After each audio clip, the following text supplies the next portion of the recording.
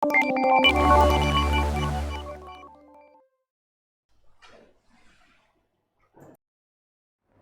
Assalamualaikum warahmatullahi wabarakatuh. Perkenalkan, nama saya Dewanto Yusuf.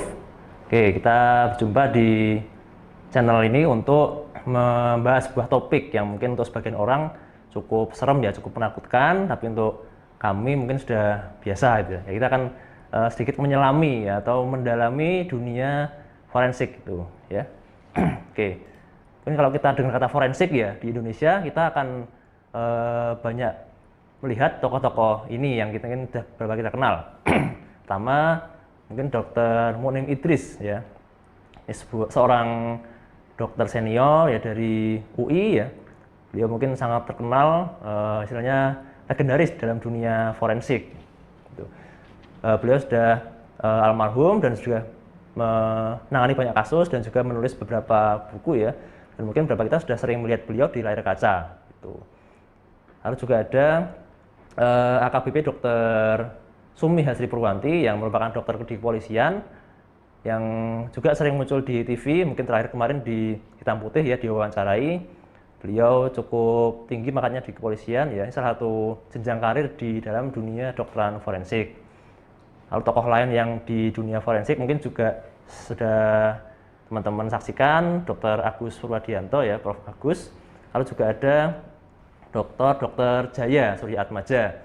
Mungkin kalau kemarin teman-teman mengikuti kasusnya Jessica dan juga Mirna yang dilabeli dengan forensik ya, itu adalah hal-hal yang membantu untuk proses pengungkapan kebenaran, lalu untuk penegakan keadilan, kurang lebih seperti itu ya.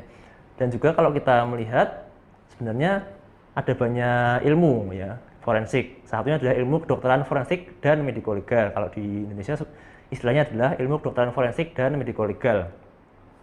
Jadi namanya adalah kedokteran kehakiman atau jurisprudensi medis, itu menurut KBBI ya. Lalu juga ada pengertian lain oleh Dr. Munim Idris ya di sebuah bukunya. Jadi adalah salah satu mata ajaran wajib dalam rangkaian dokteran di Indonesia, di mana peraturan perundangan mewajibkan setiap dokter, baik dokter, spesialis dokter forensik, untuk membantu melaksanakan pemeriksaan dokteran bagi kepentingan peradilan. Jadi intinya adalah di bagian peradilan itu ya. Nah, lalu sebenarnya forensik itu sudah ilmunya sangat luas ya. Ada forensik namanya forensik science ya. Mungkin beberapa teman-teman sudah sering mendengar mengenai forensik ya. Jadi mungkin ada digital forensik ya, lalu forensik akuntansi, linguistik ya, dan ada juga geologi, entomologi. Jadi sangat-sangat banyak. Sebenarnya forensik ini adalah ilmu yang sangat luas, dan dimana kalau ada ilmu yang dikaitkan dengan forensik, berarti dia adalah ilmu-ilmu yang dikaitkan dengan penegakan hukum atau mungkin pengungkapan kebenaran. Gitu. Nah, kita adalah salah satunya dari forensik science sendiri ya, atau ilmu forensik adalah ilmu kedokteran forensik itu ya. Nah, dari ilmu kedokteran forensik sendiri ada beberapa cabang-cabang lagi. Gitu. Jadi ada pertama patologi forensik ya, lalu antropologi, toksikologi, entomologi, biomolekuler, mediko legal, dan juga forensik klinik. Dan ilmu ini mungkin kedepannya akan terus berkembang, karena seiring perkembangan zaman maka sebuah ilmu akan terus berkembang dan akan semakin mungkin banyak cabang-cabang yang lain. Gitu. Mungkin sedikit perkenalan bahwa forensik patologi ya itu adalah yang sering kita lihat, misalnya dokter-dokter yang mengungkapkan sebuah kasus kejahatan dengan cara otopsi. Nah, itu adalah salah satu cabang dari kedokteran forensik, yaitu forensik patologi. Lalu juga ada antropologi forensik ya, yang kedua ini. Ini adalah cabang ilmu forensik ya, kedokteran forensik, di mana berguna untuk identifikasi sebuah potongan tubuh atau tulang-tulang gitu. Yang sering adalah mengidentifikasi tulang-tulang. Jadi dari sebuah tulang dinilai bagaimanakah nanti posturnya, lalu ini milik siapa gitu. Nah, mungkin teman-teman mungkin banyak yang merasa serem ya dengan cabang-cabang ilmu seperti ini, forensik ya. Tapi kita sudah terbiasa dengan hal seperti ini, jadi kita sejauh ini ya enjoy aja gitu. Lalu juga ada ilmu-ilmu seperti toksikologi forensik ya. Jadi untuk memeriksa korban-korban yang mengalami keracunan atau toksisitas. Biasanya kalau yang sering alkohol misalnya, atau mungkin arsen, atau misalnya cyanida yang dulu pernah kita lihat ya. Lalu juga ada entomologi forensik, karena dia mempelajari larva-larva ya, larva-larva atau yang sering kita lihat mungkin belatung ya.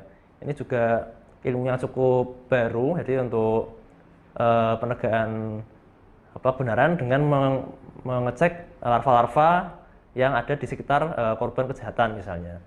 Lalu juga ada biomolekuler, dia juga cukup relatif baru ya, jadi dia memeriksa berbagai macam zat-zat yang kecil dalam tubuh ya, misalnya DNA, itu yang paling sering adalah DNA untuk pemeriksaan paternitas atau ragu ayah.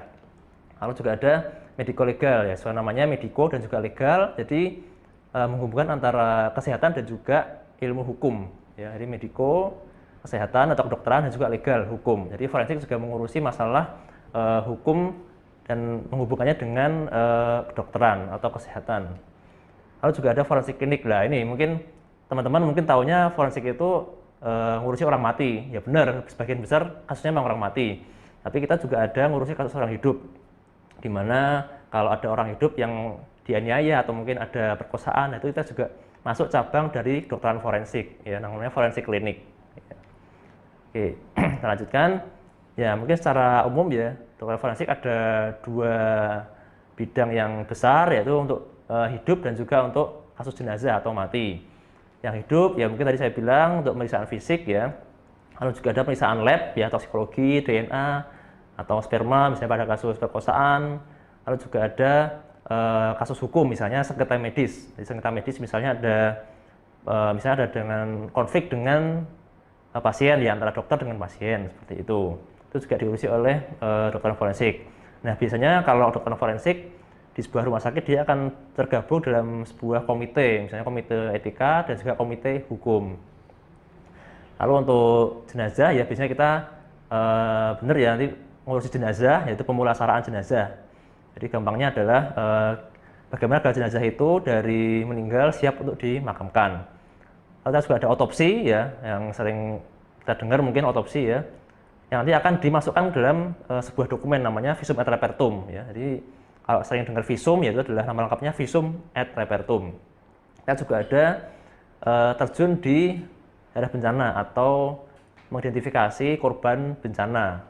Namanya adalah Disaster Victim Identification atau DVI. Oke, ini mungkin job desk kita yang sering kita lakukan, baik itu di rumah sakit maupun di universitas atau institusi pendidikan. Gitu ya. Yang pertama jelas kita melayani pasien, ya tadi yang kita sebut, baik itu pasien hidup maupun pasien jenazah. Ya. Jadi kita juga memeriksa pasien, ya seperti dokter-dokter lainnya, karena kita kan basicnya adalah dokter ya, spesialis forensik. Kita juga ada pengajaran ya, kita mengajar di universitas ya maupun di lembaga-lembaga lain ya yang berhubungan dengan mungkin kedokteran, lalu juga hukum ya. Lalu kita juga ada beberapa yang menjadi konsultan ya, konsultannya apa aja, hukum misalnya, atau mungkin DNA atau antropologi ya, misalnya pada kasus-kasus DVI, kasus bencana itu perlu adanya konsultan ya, ahli antropologi. Nah terus juga tadi kita juga sering dipanggil pengadilan ya untuk jadi seorang saksi ahli ya. Jadi kalau mungkin pernah lihat pengadilan, teman-teman pernah lihat pengadilan, itu ada namanya saksi ahli ya. Itu biasanya ada berapa ahli, salah satunya adalah biasanya ahli forensik gitu. Dan lain-lain tergantung dari kemampuan dari masing-masing dan juga tingkat pendidikan dari masing-masing dokter forensik. Oke, ini mungkin ya moga-moga yang lihat gak muntah ya. Kalau kami sudah biasa, jadi namanya otopsi. Jadi namanya otopsi itu adalah membuka semua bagian tubuh dari manusia, dalam hal ini adalah jenazah ya.